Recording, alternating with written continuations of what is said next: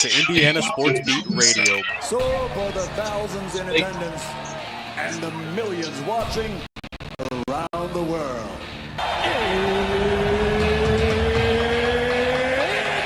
Time! 3 on the way. Oh! It went in! It went in! And Indiana wins the ball game! Know your role and shut your mouth, you jabroni! Float game for the win! Taylor's gone. Goodbye. Touchdown, Indy. Woo!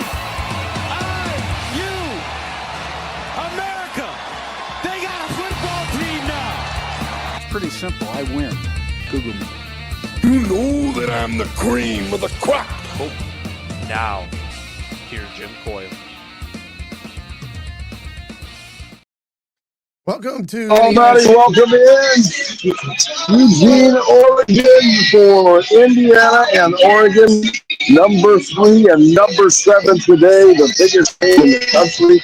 Absolutely the biggest game in the Big Ten. College football. Playoff implications. Seeding implications. Big Ten championship implications. And respectability implications. So there are a ton of storylines today here that will be settled on this field here at Oxford Stadium. I'm Jim Coyle, coach with us as well. Glad to have you along, as always, as we can bring you the best and freshest stuff there is.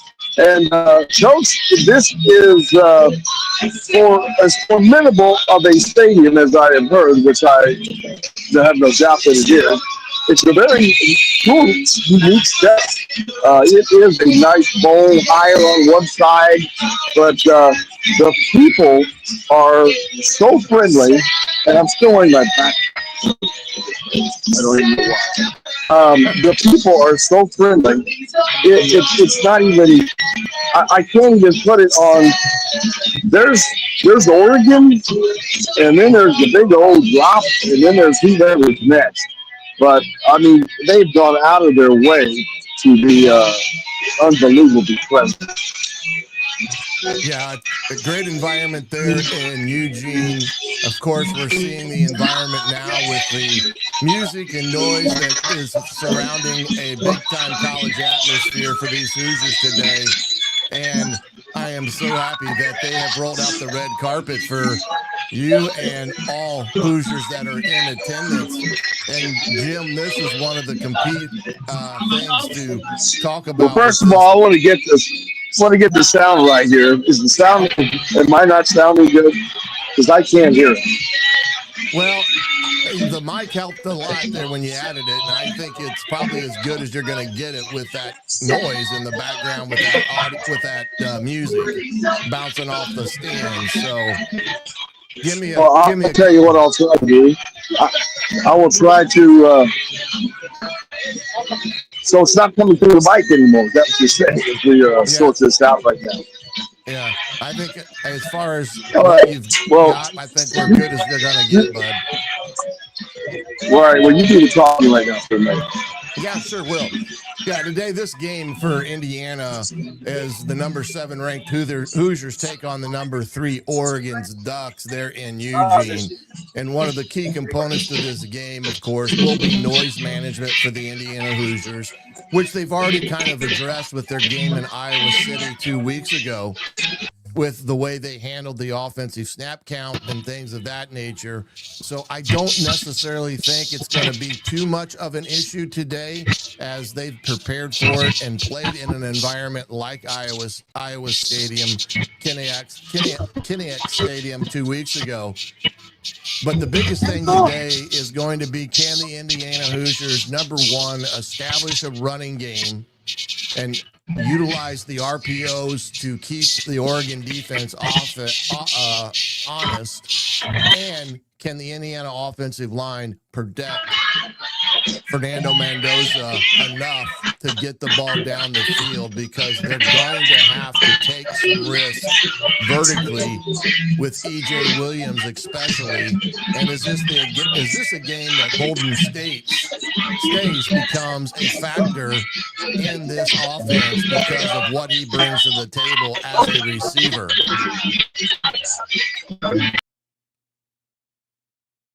And we just lost Jim there from Eugene, which is a tough environment as well. Not only to play, but as you can see, also do a on-site broadcast from today. But I do think Holden Stays is a kid that becomes a factor if Indiana can utilize him today. But they are going to have to target the passing game with calculated vertical shots with EJ Williams, because he gives them a good matchup on the outside with his length and the ability to go up for 50-50 balls.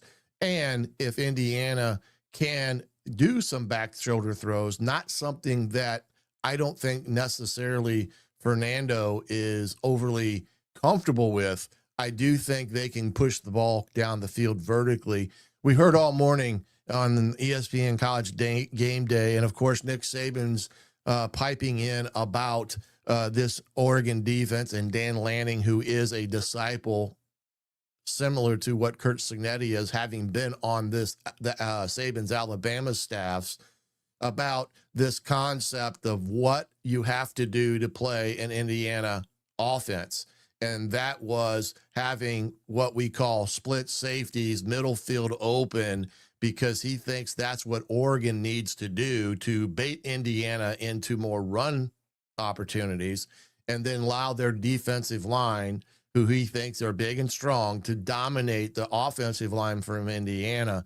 And I kind of, at one point yesterday on the Pat McAfee show, he made the reference is that at the end of that dissertation about how to play Indiana's offense, he made the comment, to the extent that he knew how his boy Dan Lanning was going to play Indiana.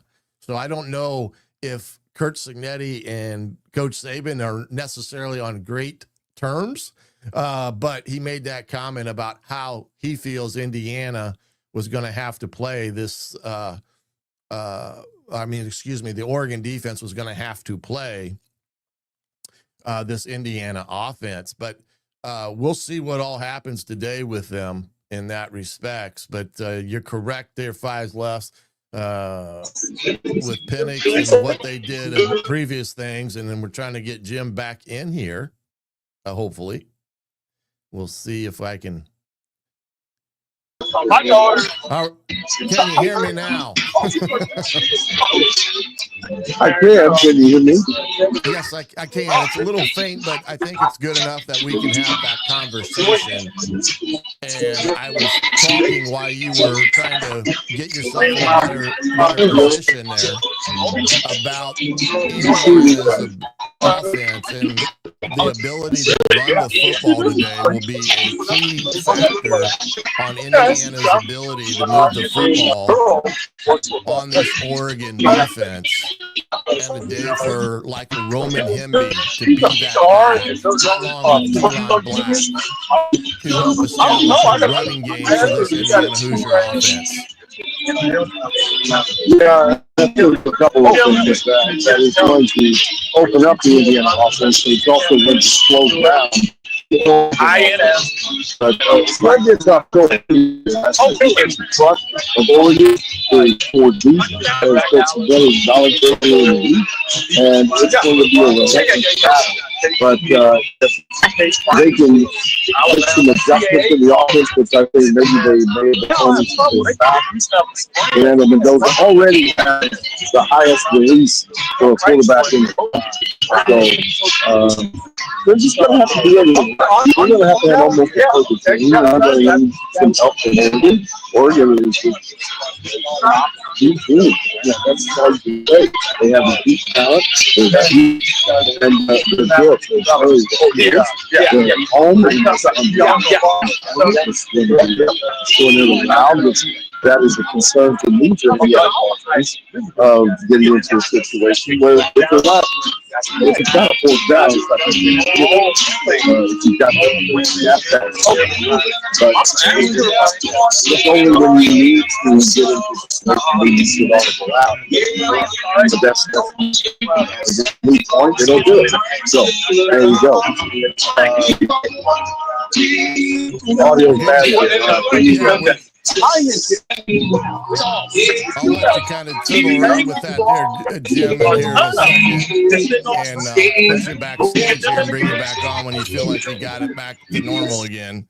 But I think what Jim was saying there quite frequently was that, you know, it's going to be a key to Indiana's success today is Indiana's offense having efficiency on first and second down and utilizing the run game so that they are not get behind the sticks on making sure they are in third and or three in all this, because if they get the big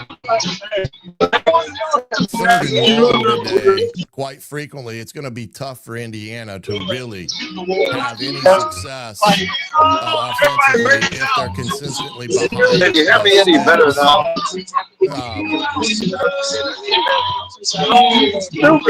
Last time Why haven't you sound any better?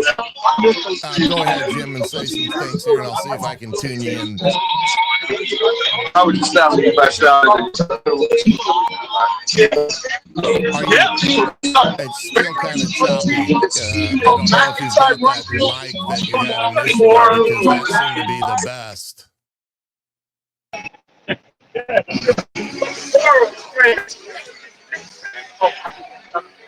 That seemed to clean it up there. I don't know what you did, but I'm going to go ahead and continue with the chat here too, as well as you keep setting it up, and maybe you get that mic set back up. But that was pretty good there, whatever you had done. But the last time Indiana was in Eugene, Oregon was back in 2004 under Jerry DiNardo, where they snapped Oregon's 10-year non-conference home win streak with a big-time win, 30-24 in Eugene.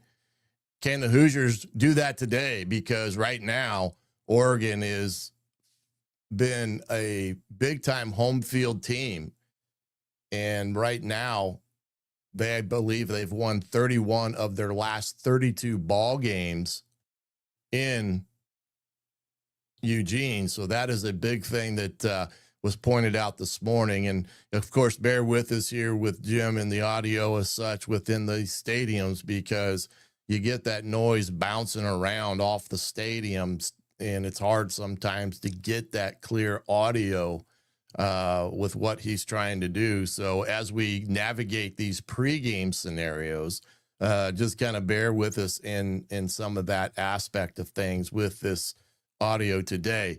Let's see here. Trying to see if there's any of the other questions here. I know people are trying to help with the audio. Definitely appreciate that. Again, we want full participation. If you got a question today or a comment, please feel free to put it in the into the chat box, whether you're joining us via YouTube or X, Facebook as well. Remember to subscribe over to thehoosier.com. Get that subscription. $1 for first month, 50% off, or 50% off for the rest of the year, with some great coverage with the gentlemen that are even in there today out in Eugene. Zach Browning, one of them, and it's going to be a great ball game for them to follow in that respect, as well as Jim's Twitter feed, which is at Jim Coyle ISB. Again, I think Jim had talked about a little bit earlier, and it was a topic of discussion especially on ESPN's College Game Day, about Indiana being able to take care of other big team opponents in a pretty resounding fashion, especially what they did to Illinois at home under a national TV audience on NBC, rolling the Fighting Illini 63-10. Right now, early in the third quarter, they are down to Ohio State 20-3. And Ohio State was able to add a late touchdown before halftime to push the score from 10 to now 17 points. Illinois is driving now Luke Allmeyer is having a pretty decent day today, but Indiana needs a signature win is what the ESPN College Game Day gurus were talking about, as well other media, and I don't disagree with them. That Indiana needs to get a signature win, but I do not believe if today doesn't go the Hoosiers' way, that completely eliminates them for a second opportunity at the college football playoffs. But I got the impression, at least from some of those in the talking head there on ESPN, that if Indiana would lose today, I got the impression that by some reason that made them unworthy of a potential second trip to the college football playoffs. How soon we forget Alabama's loss to Florida State at Florida State, and they talk as if Alabama is now back in the thick of things because of where they've done since that game. Well, you got to apply it equally there, gentlemen. You can't just sit and think about it. Five lefts. Do I think Oregon will try to overpower IU with the pass rush like Ohio State did last year? I do think so. I don't think that's any question that they feel that they have an advantage up front with this Indiana offensive line. I talked on the Hoosier tailgate on Thursday that according to PFF, the statistical analytical gurus of all things college and pro football, Indiana's right side of their line, Evans and Benson, I believe, they are one of the question marks that I have and others have to being able to hold up to against this Indiana or this Oregon pass rush. They have given up 6 pressures on the year thus far, and in the run game have not graded out overly well. So that is something that I hope that Indiana has addressed between the last game against Iowa, where it was apparent that was where they were pressuring from, as well as having that game and then a bye week to address those issues. So in the grand scheme of things, and for a shorter version of that answer to your question there, Five Lefts, yes, I do think they will try to overpower the right side of the offensive line today in Eugene with that. But I do think that Indiana in itself will have to, find ways to win different aspects in this game, especially in the statistical side of the data, and be able to do all that. And that's what it's going to take for them to give themselves an opportunity. And when I come back here on the Indiana Sports Beat Radio pregame show, we'll talk a little bit more about that all right here on Indiana Sports Beat Radio pregame show. We'll be back right after this. Andy Moore Honda is Bloomington's #1 Honda dealer for a reason. Buy a new Honda and get a 3-month break from car payments. That's right, no payments for 90 days. That includes the all-new, all-electric Honda Prologue, and you get it for just 0.9% financing. Or the 2024 Honda Ridgeline Black Edition or the Honda Accord LX, both for just 1.9% financing. Get more to your door from AndyMooreHonda.com, Bloomington's #1 Honda dealer and your best place for new and used vehicles. If you're looking for a new home in the Indianapolis area, you need Cheryl Sizemore from Brick and Ivy Realty. Cheryl Sizemore has over 2 decades of experience, and that could be the difference in getting the home you want in today's tough housing market. Reach out to Cheryl at CherylSizemoreSells@gmail.com or 317-701-0838. That's 317-701-0838. Let Cheryl Sizemore sell or find your new home today. Huddle up, football fans. Tailgate season is here, and nobody gets you ready for game day like Academy Sports and Outdoors. Swing by your local Academy store or shop online at academy.com to find everything you need, from grills to jerseys and more. Be a watch party legend with gear from top brands like Nike and Under Armour, all at unbeatable prices every day. With 8 Academy stores across Indiana, including our Bloomington location, fun can't lose and neither can you. Gear up today at Academy Sports and Outdoors. Zach Browning here to tell you about an offer you simply can't pass up. If you're looking for the best coverage of Indiana football and basketball, which includes recruiting, weekly chats, podcasts, as well as access to the best national team out there, then look no further than thehoosier.com. The best part, it's just $1 for the first week. Oh, and did I mention that you get a full year of access to The Athletic when you sign up? You can't beat the coverage and you can't beat the deal. So head over to thehoosier.com today and sign up for just $1. It'll be the best decision you ever made. Welcome back to the Indiana Sports Beat Radio. Here today with Jim Coyle, who is still trying to join us as well today. And, of course, myself, the coach, Shannon Griffith. And what you're seeing on the screen there today is a breakdown of Oregon's defense and what they've done versus Indiana's defense thus far this season. As you can see, it's a pretty identical defensive group, for not just for the Hoosiers, but as well as the Oregon Ducks in this ball game. You can see that each defense only giving up 9 points for the Hoosiers, 12.2 for the Ducks. As we go down through there, you can see Indiana's rush defense has been on fire pretty much all year, 88 yards a game to Oregon's 114. And then you see the total defensive comparisons. Both defenses tough on third down. That's why Indiana is going to have to stay ahead of the sticks and not find themselves in third and long with everything this afternoon. It's going to be important for Indiana to have that efficiency on first and second down, utilizing run pass balance. And what does efficiency mean? You're looking for a 4 to 5 yard average on those two downs. So you're setting up yourself in third and short. As you can see, Oregon's fourth down conversions defensively, they're giving up 70% of them. Now, that may be due to some facts of them having to defend more with teams getting behind. But I do look for Indiana to take calculated risk on fourth downs today, but they're going to have to do a better job than what they've done thus far this year. Let me try to get over to that segment of data here. Bear with me here. As you can see, comparing Indiana's offense to Oregon's defense, right now, both teams very close in points per game.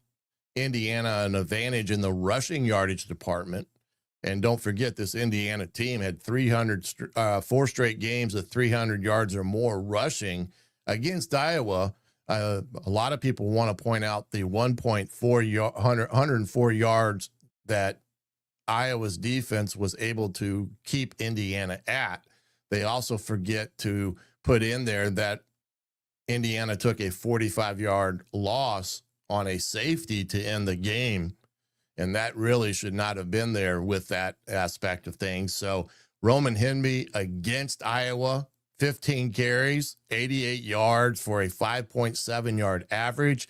I say it again, he has to be a factor in Indiana's run game today. And I do hope Indiana does some more things other than just inside zone. Maybe forcing outside zone concepts, maybe running more true power schemes where they're blocking down and pulling through and trying to get great movement at the point of attack. So they got to open some of that. Third down conversions, both offenses outstanding, over 50%. Oregon, fourth down conversions have gone on fourth downs more. They're 9 of 13 for almost 70% as an offense. So Indiana's defense will have to come up big in those scenarios where Oregon will take a calculated risk on fourth down. Red zone scores, meaning they came away with a touchdown or field goal. Oregon, 100%. Indiana, about 90%, so still very good. Red zone touchdowns, Indiana right about 80%, as is Oregon at 83%. And when you look at the scoring by quarter, Indiana has really put the numbers on the board for 3 straight quarters, and as has Oregon. In the third quarter, Oregon is scoring 73 points to Indiana 66. So there's a slight differential there. And then points off of turnovers, which is a big key thing that Indiana had last year. Both teams there at 31 points on the year with their points off of turnovers. Again, question here. My biggest concern for Indiana today is their ability to communicate. Is it going to be very loud? It's going to be loud in that stadium. It's the way that stadium is constructed is set up to create a loud audio aspect in the stadium. And Indiana, I believe, will not have a problem with that. They went into Iowa 2 weeks ago with that problem, noise and things of that nature. They addressed that like most teams do. And if you watch football clearly in games where the opponent is in a loud stadium, they do primarily the same thing Indiana does. You'll see Mendoza raise his legs, signaling to the right guard that he's ready, and he will shoot his hand, is what Indiana does, to let the center know it's ready to be snapped. Other teams maybe tap the center to let him know the quarterback's ready. But every team has utilized the Indiana's way, or I'm not going to say it's their propriety way, but is their way of addressing crowd noise. It's pretty evenly across the board, their new life. So I don't expect that to be a huge issue in today's ball game, but we'll have to wait and see with all that, because again, it's a new environment. Things could be a little different. And to give you an update on the Ohio State-Illinois game right now, 7:55 left in the third, and the Buckeyes now are just up 20-10. So the Illini hanging tough against the Bucks in Champaign-Urbana today with that. Again, another thing today that we want to watch for. And again, if you have any questions, comments, please feel free to jump in with that. We want this to be as much as a participation type of pregame so you can get the answers prior to watching the game. Is Indiana has to stay poised in the first quarter. They're going to have to weather that initial storm that Oregon will bring, as well as something that Indiana is going to have to make sure that they're not giving up cheap scores. And that is one of the big things that, big games like this come down to who can stop the opposing offense from getting the big hit, or that cheap touchdown in a game like this. And then, of course, an area where Indiana has done quite well this year is special teams. Indiana has returned punts for touchdowns. They've had some blocks, as well as Pons' block, punt, and scoop and score against Illinois that really flipped that game. And that's one of those things. Special teams can give you an advantage, especially in a game like this, if you can do some things that create momentum for your offense. And look at that today as well, on who comes out ahead on that special teams, quote unquote, hidden yardage battle. Let's see here. Indiana stops the run game and make the quarterback make plays. Indiana wins by 28. The passing threat is not a concern with Pons back there. Well, you know what? This Indiana defensive secondary, as we went into the start of this year, we all felt, and me included, that the secondary was better this year with who they were able to add in that secondary. Boykin, one transfer that they had, Knight Knighton from Northern Illinois, who's seen limited time, but he has played some. And then, of course, the play of Sharp, the corner that has been with Indiana, has been really good up to date, and may have been one of the best corners that has played their position this year in terms of what they've been able to do. Expect Oregon to go after him today. I do not have a doubt in my mind that they will try to target Sharp on deep balls. And that's not to say that they are not going to try to target D'Angelo either. Being that he's 5'9", he's an undersized corner, they're going to think that they have the length and speed to go ahead and target him on a deep ball in that regard. So some things to watch there in the secondary, but I like Farrell and Moore's play of late. Moore's playing lights out. I mean, he has really played well on PFF. He's only like in the 12th percentile of missed tackles. That's huge in a day like this. So that's the thing too as well. What New Life there, get up early and make Oregon play from behind. Absolutely. Anytime you can strike blood on the road and get ahead, you can always force a team like Oregon maybe to press a little. So that will be a key environment, just like it was at Iowa when Indiana picked the second play of the game, Farrell with a big interception, and 2 plays later, Fernando hits Cooper in the corner of the left end zone to give Indiana early lead. Again, that scenario is huge. And if Indiana can do that, they're going to be able to do that. Do you have any concerns with Mendoza protecting the ball in the pocket? He tends to hold the ball low and he runs too high, exposing himself to hard hits. Yes, I do believe that's something that Coach Whitmore has been working on with him to improve him running the ball with a little bit more of a forward lean and not being upright too much, as well as making sure that he's securing in the pocket with 2 hands. That's the key thing there. He has such a quick delivery. Right now, he is getting rid of the football from snap to out of his hands in 2.6 seconds. That makes it very, very tough for a opposing defense to get home. So that is still going to be critical today. But when you have to force the ball down the field some, and I don't mean it in a negative sense, maybe in a positive sense, you're going to have to protect him enough so that he can make the correct reads or find the escape hole to make a positive play and not take unnecessary sacks against this Oregon defense. When did IU arrive to Oregon? They came in on Friday late afternoon is what I understood.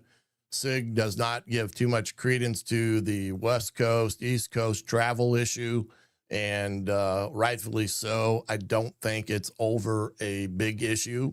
If you properly prepare for these type of trips way back in July when you're doing the correct things in the weight room and hydration, because you're not going to make up for lack of hydration in a 24-hour window. That takes place all through the year and all through the week. So I don't as well say that going from the Midwest to the West Coast in terms of travel is an issue. Look to last year with what Indiana did to UCLA in the Rose Bowl on the road, and they got out there later in the day. And, you know, Sig's one of those guys that does not like to hang around the hotel too much, and I can't blame him in that regard. So, but Indiana in that respect, again, watch for that first quarter storm, and they have to be able to weather it in that regard. You know, we got 2 different types of offenses in some respect in terms of what Indiana and Oregon like to do. Indiana wants that balanced and composed offense where they take advantage of what the defense gives them. And that's one thing that Fernando does quite well in terms of reading the pitcher in front of him on whether to give it or throw it on the RPO aspect of the game, as well as being that leader in the huddle. And I would like to see Indiana maybe push some tempo today. I'd like to see them push some tempo because they have not shown that yet. They've been a huddle team more so than anything. I'd like to see them maybe push some tempo today just to change up the way they run things. And then Oregon is that team that thrives off tempo and explosive plays. And that's kind of what you're going to see from them, is a team that likes to push the tempo, push the ball down the field in that respect, and get things going as much as they can in a game like this today. So those are some things to watch for as well.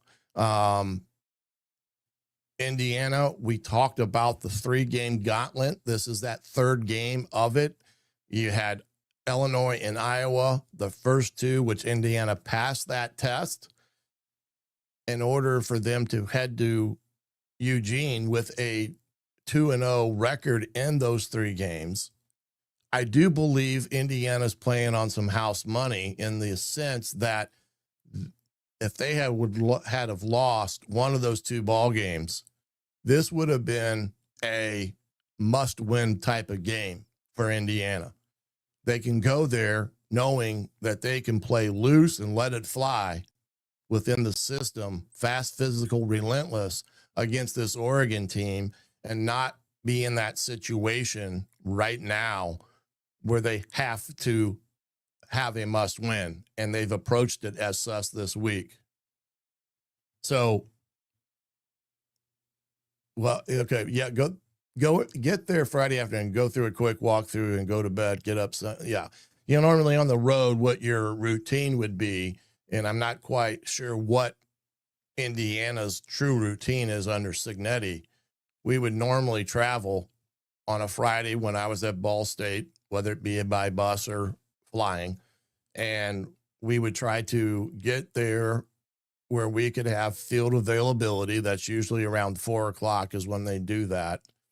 Let the guys get a feel for the stadium, the environment they're playing in, run through a modified special team script, do some offense and defensive stuff, so they can get some of the poison out of their system from being we called it that, from being on a bus or on a plane for so long, and then take them to the hotel. You'd have your normal dinner routine around 6. You give them a few hours for that to digest. You would start meeting O&D at 8:30, somewhere around there. You would have a special teams meeting right after that, as well as leading into a team meeting where the head coach would really hone them in and get them focused on the task at hand, talk about the keys to a game, and then you send them back to their rooms with some pizza, and it was usually lights out around 10:30 or 11, especially on a day game like it is today. Let's see here. How much I think they'll pass compared to run? Well, I guess that kind of depends on what they're having success with on first and second down and the score of the game, at that particular time. I don't think they will think that they cannot run the ball today. And quite honestly, I think that would be a mistake. I do think they're going to have to find that balance, and they've done so pretty much so through the year, this season. Been very good at that. But I do think you're going to see a mix of that. And if they can have that efficiency, like I was talking about earlier, then you get in a rhythm and tempo of what you can do offensively, which makes it a beast. Let's see here. I'm getting a text from our boy, Jim. It's kind of saying that it's too hard for him to find that spot where there's not all the loudness. And so, and I'll just do the post game.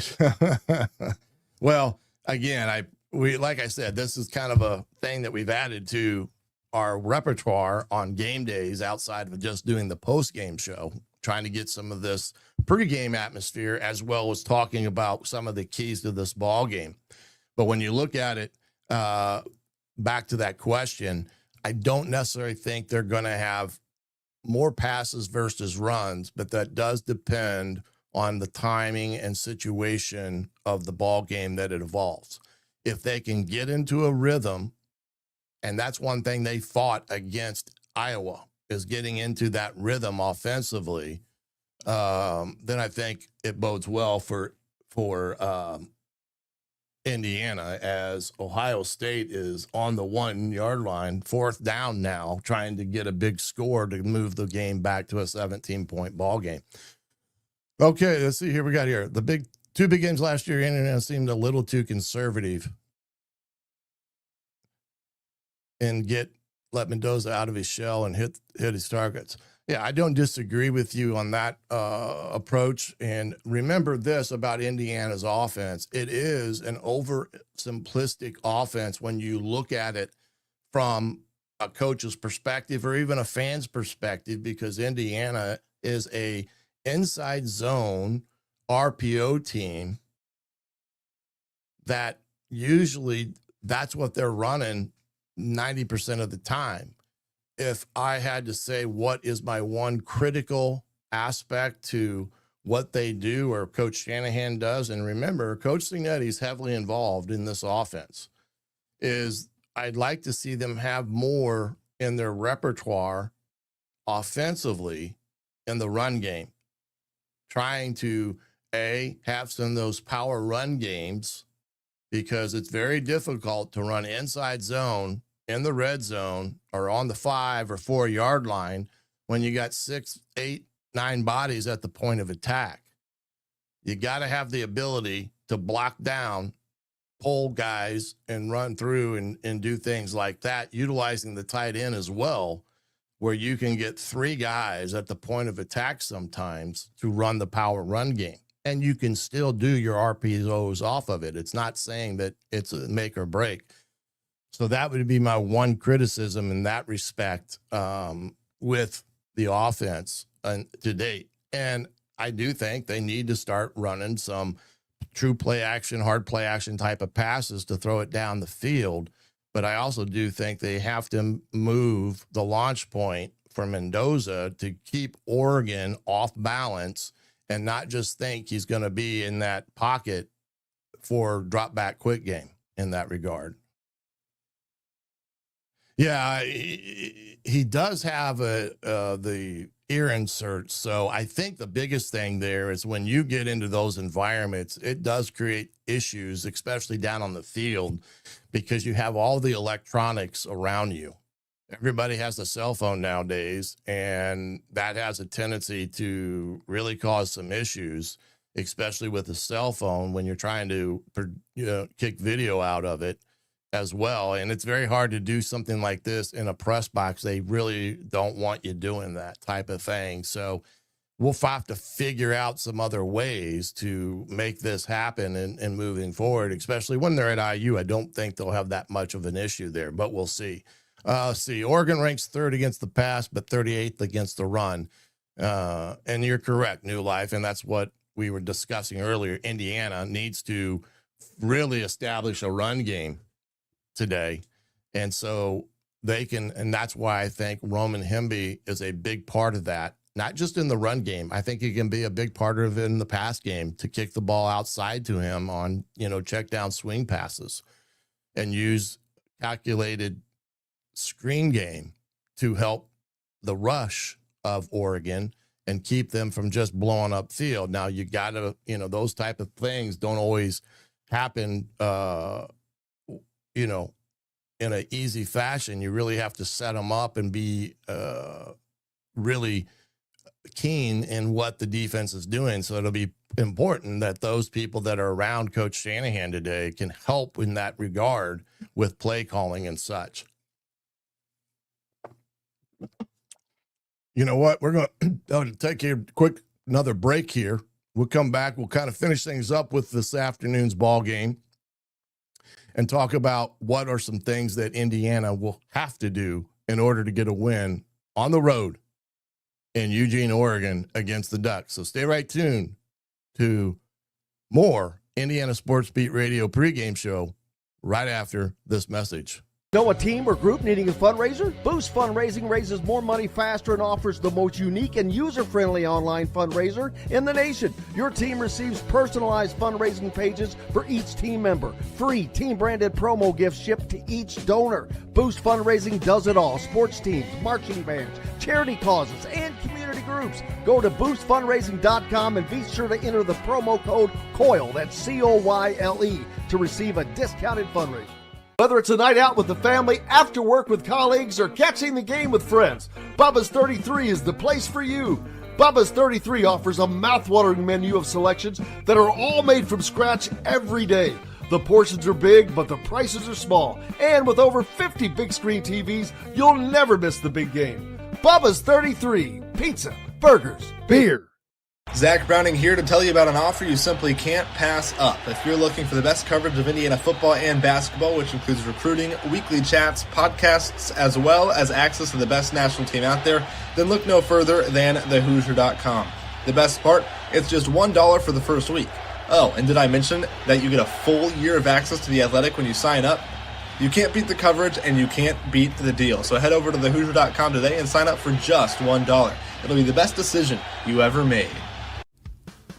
Huddle up, football fans. Tailgate season is here, and nobody gets you ready for game day like Academy Sports and Outdoors. Swing by your local Academy store or shop online at academy.com to find everything you need, from grills to jerseys and more.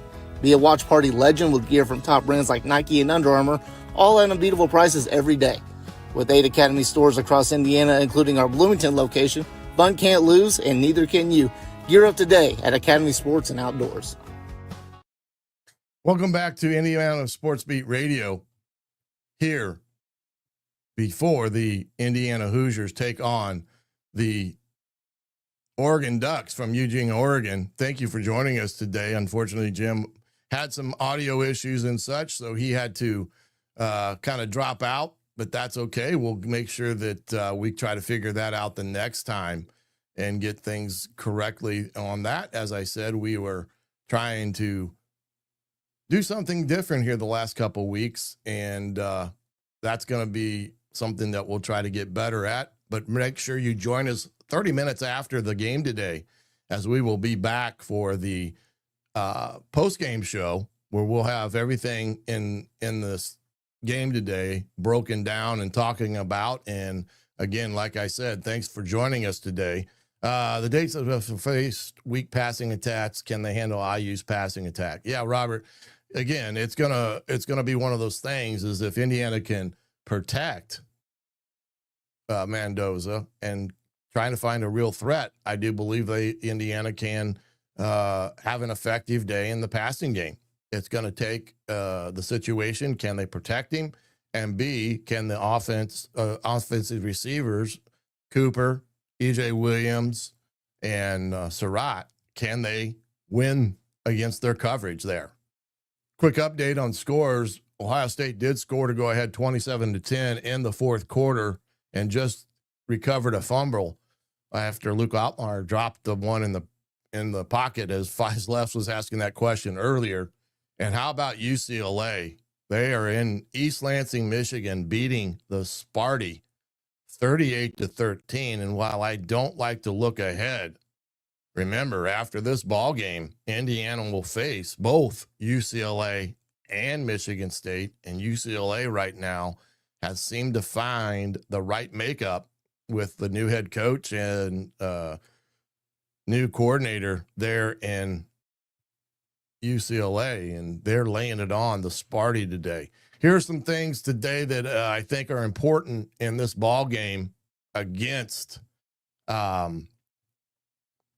the Ducks for Indiana, and I do think it's going to be a key thing for Indiana today, and I'll get this cited here in that respect. Let's go back to the offense here and get that taken care of. The biggest thing for Indiana today is going to be stay on schedule, avoid those negative plays. Going to have to find a way, as I mistyped there, to exploit Iowa's limited pass defense, and I meant to be Oregon's pass defense, because like one brought up, they're 38th in the country, and that's a key thing that Indiana can try to exploit today. And you want to limit those things as Indiana, of course. And then again, with using RPOs, play action passing, crossing routes, because Indiana's not done that quite well as Indiana's ability to play to their strength as a offense and not get themselves in a situation, because Oregon's defensive front does mix things up a bit. And they can play some crazy looking fronts as they did against Penn State. So they're going to have to play to their strengths in the run game and attack this defensive front, because the best thing to do is run right at them. Don't think you're going to run around them, because their speed is pretty darn good as a defense. You've got to go right at them in this type of game. Pace and tempo, we talked about that earlier. I think it's a good thing to do to keep Oregon a little bit off guard. We'll see if that is the case this afternoon here in about 40 minutes. And then, of course, aggressive and targeted play calling. What do I mean by that? Have plays designed to go to Surratt, or go to Omar Cooper or EJ Williams with a tight end. That's going to be the thing in that regard, in that sense. Let's see here. So on an honest take, what's the chances of IU winning this game, your real feelings? We'll talk about that here in a second. Good question. Great question. And I'm going to give it to you. Defensively speaking, Indiana, what they got to do today is they've got to find ways to win that first down game where they keep Oregon behind the sticks. Don't let them have that efficiency we talked about earlier, where they're getting 4 or 5 yards on average on first and second downs. They've got to be disciplined versus Dante Moore when he scrambles. You've got to make sure that the coverage is staying in their coverage and within the secondary, not coming off the receivers, because he'll throw it over your head. And then they must be able to wrap this kid up. He's big, he's strong, but when you get a chance to tackle him, you got to wrap him up and get all 11 helmets to the ball at that point. Get pressure and win the money down. That's third downs that we call money down, third downs. If Indiana can get Oregon into third and longs and then be able to get their pressure, however that may look, 4-man rush, 5-man rush, calculated times where they completely go after Dante Moore. If it's third and long, that's the great opportunity. Last thing here, be attacking and aggressive, and in the secondary, not have any alignment issues, which Indiana had first couple weeks of the season, where they were not getting properly aligned in the secondary, and that caused some issues in terms of what they were putting on tape. And Dante Moore in Oregon will exploit that if they have not done their best to take care of it. Let's see, Bama up on Missouri. It's been a good ball game as well. A lot of great games today leading up to this Indiana Hoosier game today, 3:30 on CBS. And I want to answer one last question here. What will it be, or what will it take for Indiana to come away and shock the Ducks in Eugene, making the first time that Indiana has beaten a top 5 ranked team? They are 1-72 against a top 5 ranked team. And again, this is only Cignetti's second year, so that's a lot of past history that I don't think is overly relevant today. But it is a tough place for any team, regardless. You could be the second-ranked team or the fourth-ranked team in the country, and you're going to face a real task of beating the Ducks in their own pond, so to speak. So today, what does Indiana have to do to get a win in a game like this? Number one, they have got to find ways to gain possessions, either by making interceptions or fumble recovery. So I like to see them get at least two fumbles or what I call takeaways against Oregon. Remember, Indiana, 31 points off of takeaways this year already. If they can take the ball away a couple of times and convert those into scores, we're talking 14 points right there. Also, Indiana, efficiency on first and second down, as well to allow them to convert on third and medium or short. We saw their statistic, they're 58% on third down conversions this year.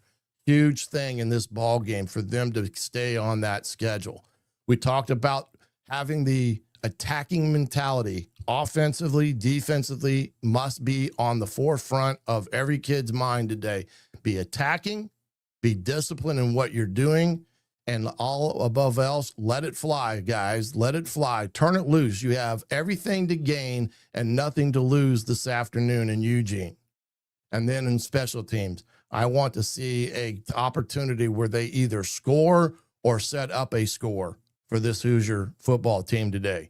If they can do those things and eliminate big plays by Oregon, I do think, in all honesty, that Indiana has a chance to go into Eugene and get a huge win today against the Ducks.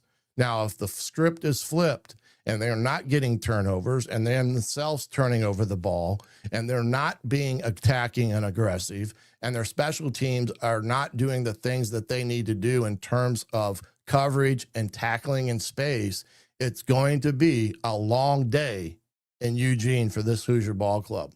So that's kind of how I see it playing out today, guys. And I do appreciate you jumping on here and staying with me, especially with Jim not being able to fully join us today. But I do appreciate that. We'll have the pregame show no matter what at the end of the day today of this ball game against number 7 Indiana and number 3 Oregon. Look for that about 30 minutes after the conclusion, as that's about what it takes to get through the pressers and stuff. And Jim will jump on at the appropriate time he is completed with Coach Signetti in that presser. But join us today, or later today, this afternoon, at right after the conclusion of Indiana at Oregon. Remember, CBS, 3:30 kick, national TV audience again for these Indiana Hoosiers. And hope you guys enjoyed my take on today's game, and hopefully I gave you some things to look at as you watch this ball game today. Thank you for being here as well. And remember, you can get all this information as well right there, Hoosier.com, $1 first month, 50% off the rest of the year.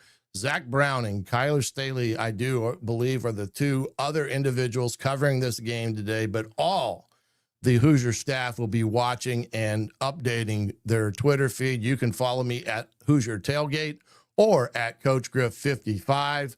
Until the end of the ball game today, enjoy the Indiana Hoosiers taking on number 3 Oregon from Eugene, Oregon. We'll have the post-game show right after, all right here on the Indiana Sports Beat Radio post-game show as a part of the Hoosier.com.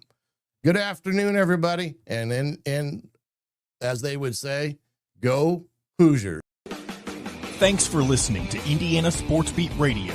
Be sure to subscribe to our YouTube page for more clips and team coverage of Indiana basketball, football, and more. You can also find full episodes and tons of other content on thehoosier.com. We'll see you next time for another edition of Indiana Sports Beat Radio.